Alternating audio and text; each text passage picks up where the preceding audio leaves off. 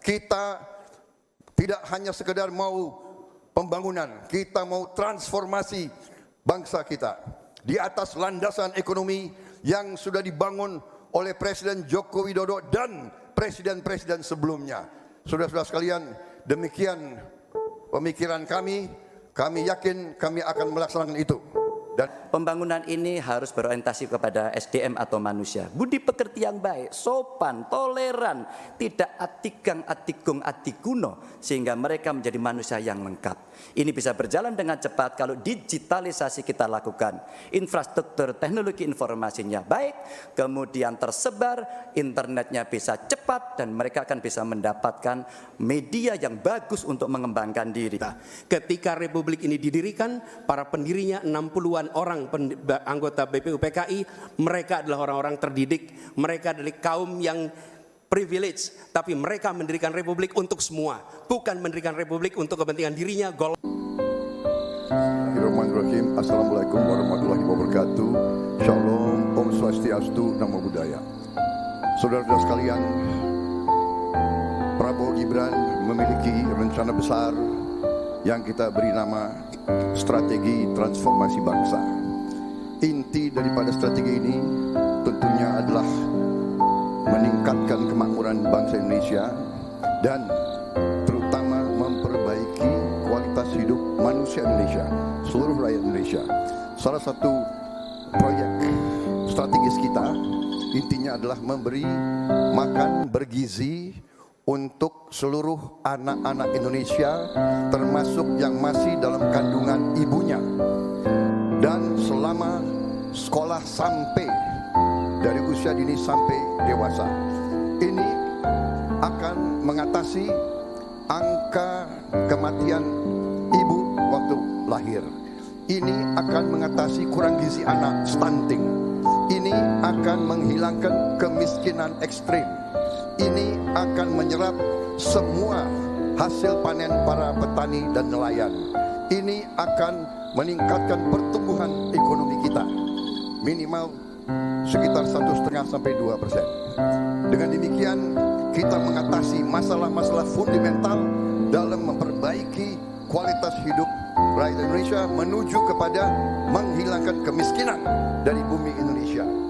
Di bidang kesehatan, kami akan membangun rumah sakit modern di setiap kabupaten dan kota, dan puskesmas modern di setiap desa di seluruh Indonesia. Kami akan segera mempercepat mengatasi kekurangan dokter di Indonesia.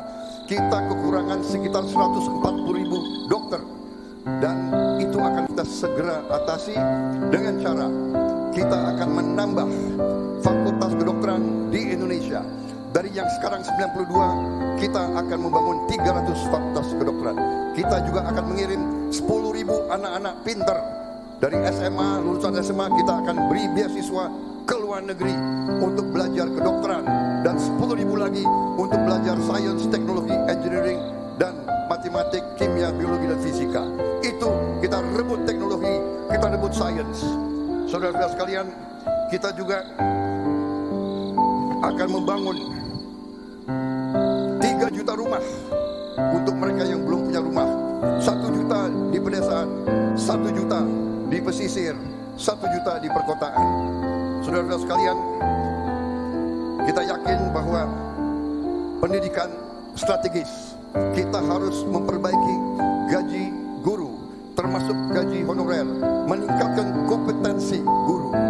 Kita harus memberi pelatihan-pelatihan, penataran-penataran, dan juga seluruh penyelenggara negara, ASN, TNI, Polri, penyuluh-penyuluh pertanian di mana-mana harus kita perbaiki gajinya sehingga kualitas hidup mereka akan baik, sehingga mereka bisa memberi pelayanan kepada rakyat dengan sebaik-baiknya. Saudara-saudara sekalian, itu beberapa program unggulan kami dalam rangka strategi transformasi bangsa. Kita tidak hanya sekedar mau pembangunan, kita mau transformasi bangsa kita di atas landasan ekonomi yang sudah dibangun oleh Presiden Joko Widodo dan presiden-presiden sebelumnya. Saudara-saudara sekalian, demikian pemikiran kami. Kami yakin kami akan melaksanakan itu dan kami akan mencapai Indonesia Emas 2045. Terima kasih. Assalamualaikum warahmatullahi wabarakatuh. Selamat sore, salam sejahtera untuk kita semuanya. Om Swastiastu, Namo Buddhaya, Shalom, Rahayu. Membangun Indonesia yang beradab, kita mulai dari 3 bagian.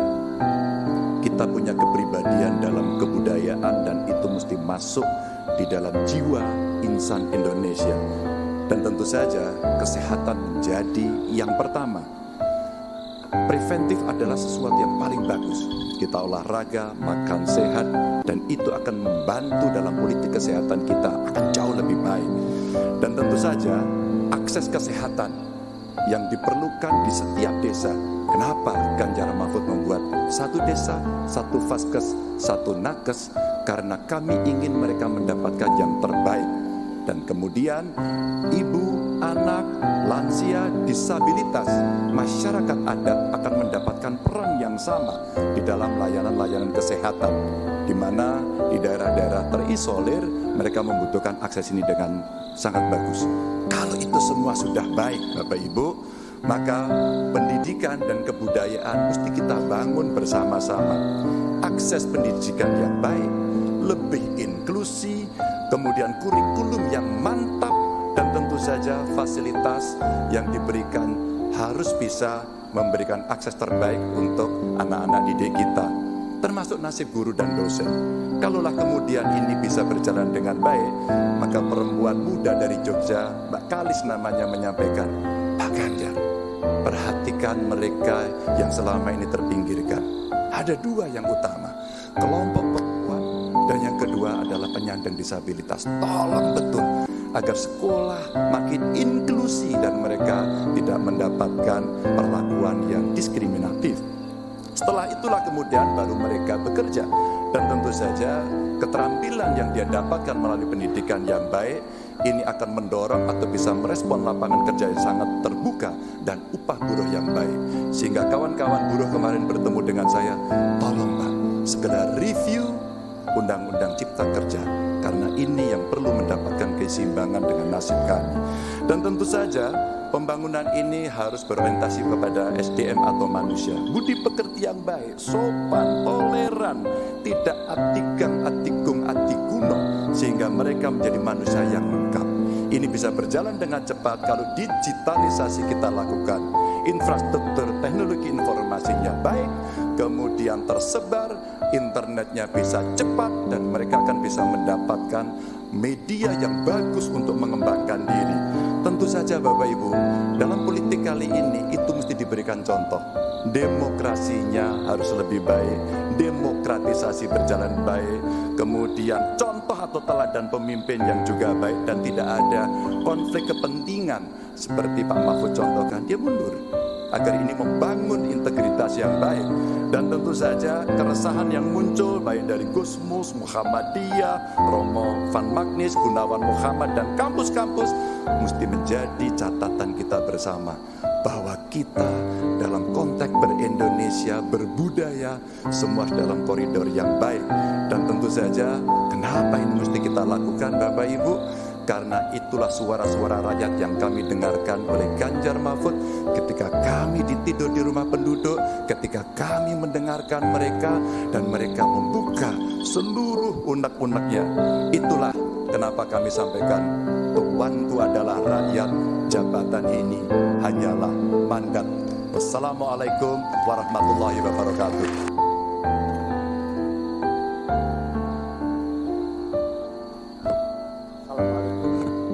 Warahmatullahi wabarakatuh. Selamat malam, salam sejahtera untuk kita semua. Ibu, bapak, saudara-saudara sebangsa setanah air yang sangat saya cintai. Persoalan terbesar bangsa kita hari ini, republik kita hari ini adalah ketimpangan, ketidaksetaraan, ketidakadilan. Ketimpangan antara Jakarta dan luar Jakarta, Jawa, luar Jawa, kaya, miskin, desa, kota, pendidikan umum, pendidikan agama, pendidikan kejuruan, dan pendidikan teknis. Ini semua adalah ketimpangan yang hari ini menjadi fenomena membahayakan bagi Republik ini. Bahkan di bidang perekonomian, segelintir orang menguasai sebagian besar perekonomian kita. Ketika Republik ini didirikan, para pendirinya 60-an orang anggota BPUPKI, mereka adalah orang-orang terdidik, mereka adalah kaum yang privilege, tapi mereka mendirikan Republik untuk semua, bukan mendirikan Republik untuk kepentingan dirinya, golongannya, ataupun keluarganya. Mereka mendirikan ini untuk semuanya. Kekuasaan yang dibangun untuk memberikan kesempatan kepada semua. Sekarang kita jauh dari cita-cita Republik ini. Ketika para pendiri itu kaum intelektual, mereka memilih berjuang ke jalur politik. Saya berangkat sebagai pengajar, mendapat panggilan tugas di wilayah politik. Kami akan membawa gagasan pendiri Republik untuk kembali mewarnai Republik ini, untuk bisa mengarahkan Republik ke depan agar kembali pada format awal. Apa masalah hari ini? 45 juta orang belum bekerja dengan layak.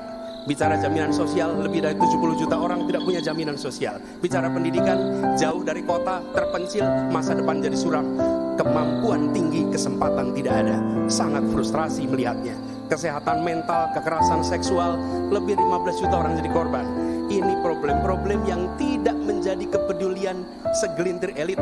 Ini adalah kepedulian rakyat kebanyakan. Karena itu dalam perjalanan kami 1 tahun, kami menemukan jutaan rakyat yang berbondong-bondong menginginkan perubahan. Mereka membuat poster rakyat, membuat posko rakyat, mendoakan dari tempat yang tidak kita lihat.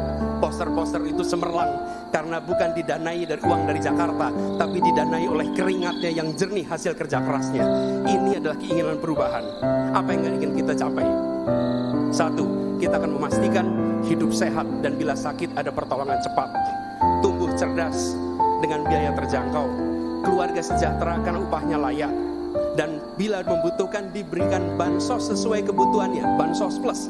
Bukan memberikan bansos untuk kepentingan yang memberi, tapi untuk kepentingan yang diberi. Dan warga negara yang bangga dengan negaranya karena dijaga budayanya dan etikanya dijaga tinggi. Kita menginginkan persatuan karena ditopang dengan rasa keadilan. Persatuan itu tidak mungkin terjadi dalam ketimpangan. Persatuan membutuhkan rasa keadilan. Karena itu misi kami tegas mewujudkan bangsa yang sehat, yang cerdas, yang sejahtera, berbudaya dan bersatu. Kita menyaksikan begitu banyak orang punya prinsip sopo wani rekoso bakal nggayuh mulyo. Siapapun yang bersungguh-sungguh dalam usahanya pasti meraih kemuliaan. Tapi bila kesempatannya ada, bila kesempatannya tidak ada, menghasilkan frustrasi. Dan kami ketika menjalankan amanat, maka kami akan memegang prinsip ngadeg sacekna, nila saplasna. Konsistensi ucapan dan perbuatan, menjunjung kejujuran dan kearifan. Ini komitmen kami, fokus pada pembangunan manusia Indonesia, menghadirkan kesetaraan, menghadirkan keadilan. Dengan seperti itu kita ada persatuan. Perubahan saatnya kita kerjakan. Katong bergerak untuk perubahan, untuk seluruh rakyat Indonesia dimanapun berada. Terima kasih. Assalamualaikum warahmatullahi wabarakatuh.